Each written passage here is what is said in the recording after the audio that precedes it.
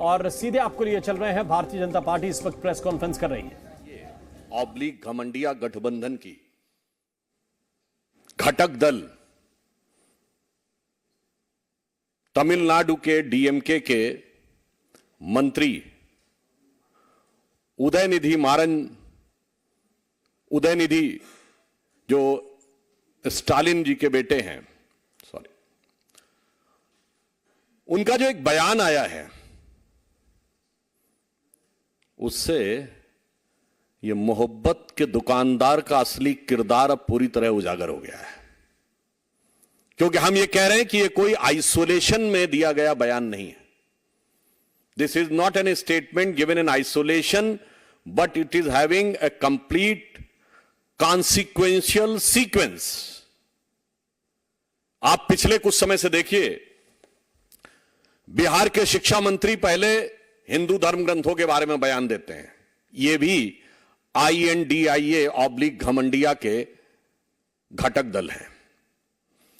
फिर उत्तर प्रदेश में स्वामी प्रसाद मौर्य अभी चंद दिन पहले हिंदू धर्म धोखा है बोल चुके हैं। याद करिए, इससे पहले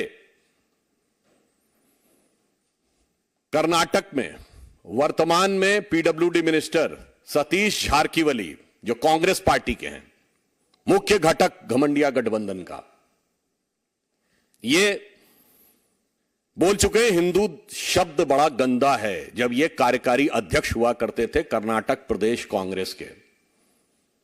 गोपाल इटालिया, जो इस समय आम आदमी पार्टी के महासचिव हैं, जो गुजरात आम आदमी पार्टी के अध्यक्ष हुआ करते थे, वो बोल चुके हैं कि मंदिर नहीं जाना चाहिए, देवी देवताओं की पूजा नहीं करनी चाहिए।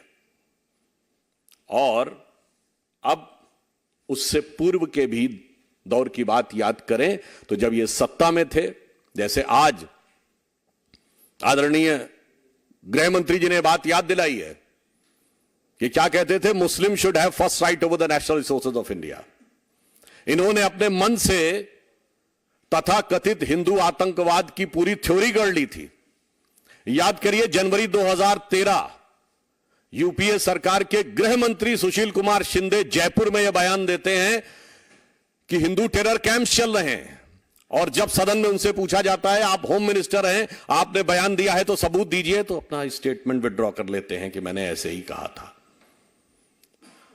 इसलिए ये जो घटनाएं हैं ये केवल ऐसे ही नहीं हो रही हैं।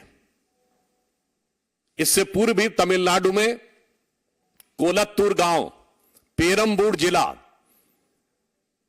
वहां पर कुछ साल पहले यह कह दिया गया कि मुस्लिम समाज की आबादी 70% हो गई है तो मंदिरों में पूजा नहीं होनी चाहिए, क्योंकि उनकी धार्मिक भावनाएं हर्ट होती हैं। और इसी गठबंधन के घटक दल डीएमके की सरकार ने उसे एक्सेप्ट कर लिया। वो तो मद्रास हाई कोर्ट ने इंटरवीन किया कि किसी भी समुदाय का बहुमत हो गया है, इसके आधार पर दूसरे समुदाय की पूजा नहीं रोकी जा सकती। केरल से कश्मीर तक सेकुलरिज्म के सारे सूरमा मुंह में दही जमाकर बैठते रहे। और आज जो एक घटना हुई है जिस पर हम आपका ध्यान आकर्षित करने के लिए आए, इस पूरी श्रृंखला को देखिए। और यह जो घटना हुई है, इसमें तमिलनाडु के मंत्री उदयनिधि जिस कॉन्फ्रेंस में पार्टिसिपेट कर रहे थे, उस कॉन्फ्रेंस का शीर्षक क्या था? इरेडिकेशन ऑफ सनातन धर्म। यह कोई बाई चांस मुंह से निकला बयान नहीं था, यह बाकायदा एक कॉन्फ्रेंस हो रही है जिसका शीर्षक है इरेडिकेशन ऑफ सनातन धर्म। हिंदी में कहेंगे सनातन धर्म का समूल नाश। इरेडिकेशन की हिंदी हुई सनातन धर्म का समूल नाश। और ऐसा भी नहीं कि वो सीधे बयान दे रहे थे, आप सबने वो क्लिप देखी होगी, पढ़ रहे थे कागज से। इसका मतलब it was well thought after, well written, with a proper design, with a proper conclusion. और यह भी मुझे आश्चर्य हो रहा है, मुंबई में बैठक खत्म हुई और 24 घंटे में धमाका। मैं पूछना चाहता हूं कि ये उदयनिधि को किसने लिख के दिया था कागज, और इसमें इस गठबंधन का क्या रोल है?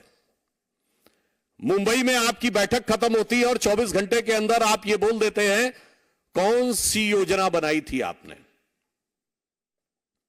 और जब आप किसी समुदाय, किसी संस्कृति के समूल नाश की बात करते हैं तो मैं कहना चाहूंगा, unequivocally and technically it is the case of hate speech.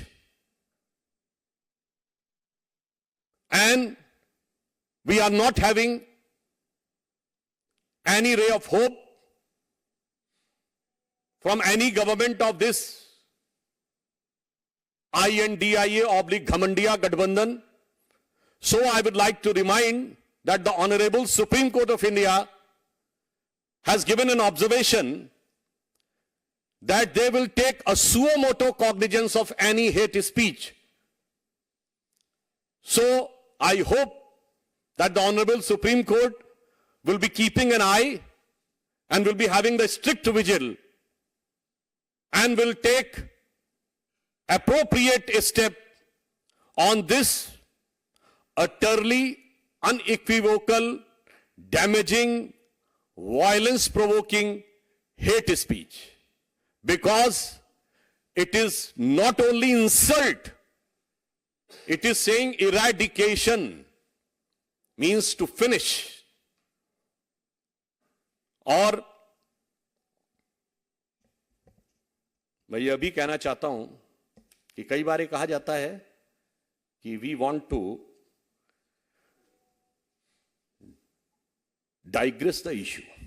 I would like to remind to Mr. Rahul Gandhi that during his so-called Bharat Jodo Yatra, when he was passing through Tamil Nadu, he has taken in his yatra Mr. George Punia, who has openly said that he wears the shoes because he considered the land of Bharat Mata apavitra, and he doesn't want his feet to be touched on this holy land. ये दुकानदार का असली किरदार है। ये मोहब्बत के नाम का हो रहा वोट का असली व्यापार है। और जब डाइग्रेस द इशू की बात करते हैं तो मैं ये भी याद दिलाना चाहता हूं, ये आरोप लगाते हैं कि हम लोग हिंदुत्व की राजनीति करते हैं। मैं याद दिलाना चाहता हूं, जब हम प्रधानमंत्री श्री नरेंद्र मोदी जी के नेतृत्व में जिसके ऊपर ये आरोप लगाते हैं, आज मैं पूछना चाहता हूं इस गठबंधन से, we are having the growth rate of 1.8%, which is highest among all the major economies of the world. मैं पूछना चाहता हूं, ये तथाकथित जो कहते हैं हम विकास की बात कर रहे हैं, इनके दौरे हुकूमत में एक साल बताएं जब पूरे विश्व में सबसे ज्यादा ग्रोथ रेट भारत की हुई हो। नहीं है। यह बताइए, हमारी जब जब सरकार रही है, ग्रोथ रेट महंगाई की दर से ऊपर रही है। इनकी जब जब सरकार रही है, महंगाई की दर ग्रोथ रेट से ऊपर रही है। अरे इनके जमाने में तो वो मजाक उड़ता था, आप सबको याद होगा, इंडिया की ग्रोथ रेट क्या रहती थी? 1.82%. And those who remember in 1980s it was reduced कि भारत तो 2% से ऊपर जा ही नहीं पाएगा, because it is a Hindu rate of growth. That was 2%। और ये वो तब था when they were having almighty, all powerful 2/3 majority government of Srimati Indira Gandhi's 70s 1 to 77. Then another 2/3 majority government of Srimati Indira Gandhi 81 to 84. Then an all-time highest majority government of Rajiv Gandhi 84 to 89. 2% growth rate. हमारी government आई है, I can say this 7.8% growth rate in the worst possible situation in the world today. तो आप सुन रहे थे Sudhanshu Trivedi press conference करके कांग्रेस पर और विपक्ष पर निशाना साध रहे थे।